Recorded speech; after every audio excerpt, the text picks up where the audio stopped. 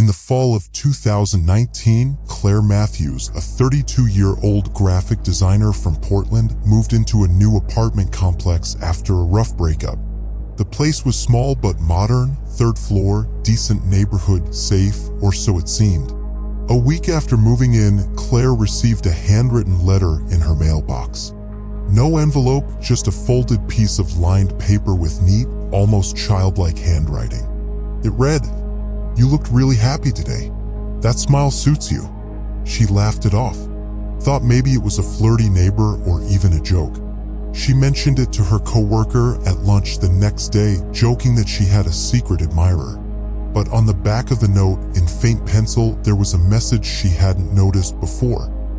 "You're not as hard to find as you think." She hadn't told anyone her new address yet, not even her parents. Over the next week, more notes appeared, sometimes in her mailbox, once slid under her door. Each one commented on something specific she'd done that day. "Blue looks good on you. You should wear it more often. You stayed up late last night. That movie wasn't worth it, was it?" Claire didn't own any kind of public-facing social media. Her windows were usually closed and she lived on the third floor, no direct line of sight into her place unless someone had binoculars or a drone. She asked the property manager if any security cameras covered her hallway. They didn't. Only the front entrance had a cam, and footage was only kept for 48 hours. She didn't want to seem paranoid, so she didn't report the letters. Instead, she started keeping her own log. What she wore, when she left, what she watched. Then she'd compare the next note. Every time, the writer was right. Someone was watching her. Closely. And consistently. She bought pepper spray and started double-checking her locks at night. Still, she told herself it was just someone playing a weird prank. Then she found the Polaroid. It was wedged behind her windshield wiper when she left work late on a Thursday evening. A Polaroid photo, unlabeled, no note. It was a picture of her, taken from behind, maybe 30 feet away. She was unlocking her apartment door. The timestamp on the bottom corner read 2 nights ago, 9:42 p.m. Her stomach dropped. Claire hadn't told anyone where she worked either. She drove a different route home most days. But clearly, none of that mattered. Someone was tracking her movements. She went straight to the police. The officer on duty took her statement, bagged the photo, and told her they'd look into it. But with no direct threat, no suspect, and no video evidence, they couldn't do much. She pushed for more, but the tone changed, like they thought she was exaggerating, maybe even doing it to herself. She walked out of the station feeling worse than when she'd walked in. That night, she left every light on in her apartment and barely slept. At 3:12 a.m., her phone buzzed. An unknown number. A text? "I liked the blue curtains better." Her new curtains had been up less than 24 hours. Claire felt the bottom drop out of her world. She had replaced the curtains the previous afternoon, white with a faint geometric pattern, thicker to block out light. Only someone with a direct view into her apartment could have noticed that change. And they had to be close. The next morning, she took action. She set up her laptop facing her window and started a video call with herself on a second device, recording constantly. She also placed a small mirror outside her window ledge angled toward the building across the street. She spent her evenings scanning the footage and watching the windows across from her, floor by floor. Most were empty offices or dark residential units, but 2 had a consistent light at night, always drawn blinds, with a single window slightly cracked. One night, just past 11, she caught movement. A silhouette stepping back from the cracked window, almost like they realized they'd been seen. She replayed the clip again and again, couldn't make out a face, but the outline of a man was clear. Claire took her laptop and the footage to the property manager. She demanded to know who lived in the apartment across the street, 3rd floor, opposite her bedroom window. The manager looked confused. Then he said something that made her skin crawl. "That unit's been empty for months. No one's rented it since last summer." Claire Preston. "Are you sure it's empty? I've seen lights on at night." The manager shrugged. "Could be a maintenance light. We leave them on sometimes to make units look occupied."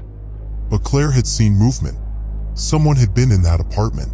She called the non-emergency police line again and insisted they check the unit. The officer met her the next day with the manager. They unlocked the door and stepped inside together. The apartment was cold, silent, and stripped bare. No furniture, no trash, nothing. The windows were shut and locked. But Claire walked straight to the one that faced her own building. The blinds had a faint smudge, skin oil, maybe from someone pressing their face or hand there. And on the windowsill, she spotted something small and out of place. A screw. Just one. From a camera tripod. The officer took it, wrote a basic report, but again, with no break-in, no cameras, no suspect, they couldn't do much more. Claire was furious. She asked about fingerprints, but the unit had been cleaned months ago, nothing usable left behind. Still, something had changed. The text stopped. The notes stopped. No more Polaroids. It felt like whoever had been watching her backed off. Until 2 weeks later, she got a package. No return address. No name. Just her first name on a sticker in that same neat handwriting. Inside was a single item, a flash drive. Claire stared at the drive for almost an hour before plugging it into an old laptop she hadn't used in months, one she never connected to Wi-Fi. There was only one file on it, a folder labeled "For Claire." Inside were 47 images. Some were clearly taken from a distance, walking to her car, standing at her window, shopping at the corner market. Others were much closer. Her brushing her teeth, sleeping, reading in bed. One photo showed the inside of her apartment. From the angle, the camera had to have been placed inside her living room, aimed through the kitchen toward her bedroom door. Her mouth went dry. She clicked through them again, looking for clues, reflections, shadows, anything. But then she hit the last photo. It was taken from behind her, just 2 feet away. She was sitting at her kitchen table, hair tied up, scrolling through her phone. She had no idea when it was taken. No clue someone had been that close. She screamed and slammed the laptop shut. This time, she didn't go to the local precinct. She drove straight to the FBI field office. The flash drive, the photos, the footage, everything. They took her seriously. They started an investigation that night. But whoever it was, they were already gone. 2 nights after she handed over the flash drive, Claire stayed at a friend's place. She couldn't be alone, not after those photos. When she returned to her apartment the next morning, nothing looked out of place. No forced entry, no broken locks. But as she walked in, she froze. The curtains were gone. Not pulled back, gone. Removed entirely, the rods still there, hooks swaying gently. She backed out, heart racing, and called the FBI contact immediately. They told her not to go back inside, to wait outside until agents arrived. Within 30 minutes, her apartment was crawling with forensics. This time, they found something. In the HVAC vent in her bedroom closet, stuffed deep behind the filter, was a small, battery-powered camera. Dead now, but still recording capable. It was rigged with a cheap motion sensor and a basic micro SD card. And there was more.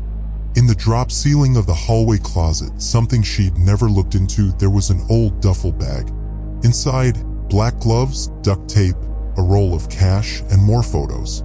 But not of her. Photos of another woman. Different apartment. Different city. Same style notes. Same handwriting. The agents went quiet when they saw that. Claire asked what it meant. One of them finally said, "We think he's done this before." The investigation revealed something chilling. The woman in the photos was from Seattle, a woman who had lived in a similar apartment complex, also on the 3rd floor. Just like Claire. She had reported strange occurrences too, unexplained messages, odd packages, and someone watching her. But she had moved out months before Claire even arrived in Portland. The FBI traced the connections.